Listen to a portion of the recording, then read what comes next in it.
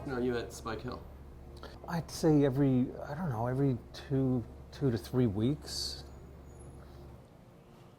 Well, there is the talk show with at Over the 8. Right, the talk show series that you've been hosting, which is nearby at the other bar, Over the 8. This is the first stop in Brooklyn. I get off here. You know, the show at Over the 8 is at like 8:30 or something like that, 8 o'clock. I don't really have to be there till 7:30, 7:45.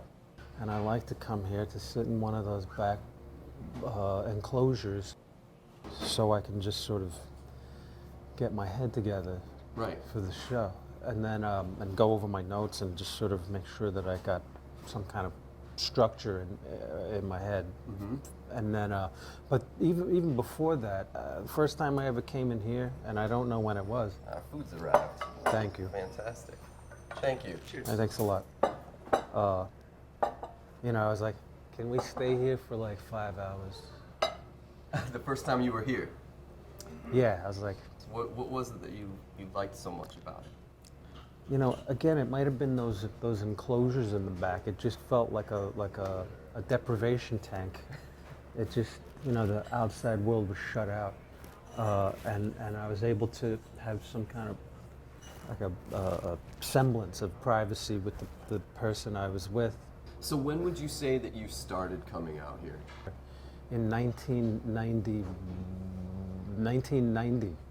You shot a movie over here in Williamsburg, Brooklyn? Actually, on North First Street, on the stoop of my friend's building that I was just talking about, and he lived there at the time too, but I didn't know him.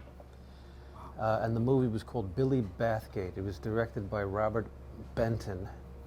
It was based on an E.L. Doctorow novel about the Prohibition-era gangster Dutch Schultz, played by Dustin Hoffman in that movie, and I played a character named Arnold Garbage, and we shot a lot of it. A lot of it was shot out here, so that was probably the first time I ever came out here. I mean, that was decades ago. Yes, literally, decades. So talk to me a little bit about the Williamsburg Brooklyn of 1990 when you first came out here, and that's even before Spike Hill was here, versus the Spike Hill Which is why I like Spike Hill, right because I don't know, to me it has a thing about it that feels like it could have been around back then. I don't know, it just kind of feels sort of warm and kind of nice in here, doesn't it? So absolutely, and I don't mean, you know, the temperature. It is warm in here, but I mean it just has like an integrity about it and a warmth that that appeals to me, and it's right off of the Bedford L train. Why does the integrity of a place or the warmth appeal to you? I don't know. I just know when something isn't right. I walk out, you know. Right. But this is like kind of like an Irish pub, you know, like a traditional sort of. We could be in Ireland right now. All right, Williamsburg, Ireland. Yeah. Now you brought up your talk show series that you've been doing in the neighborhood. Yeah. And I wanted to talk about that a little bit with you as well. I've always been curious to see certain people, put certain people in a room together, you know, like you know, I'm making lists of you know, potential, you know, panels that we could have. Like one I came up with that I think would be, personally, would be Edie Falco, The Edge, and Dick Cavett.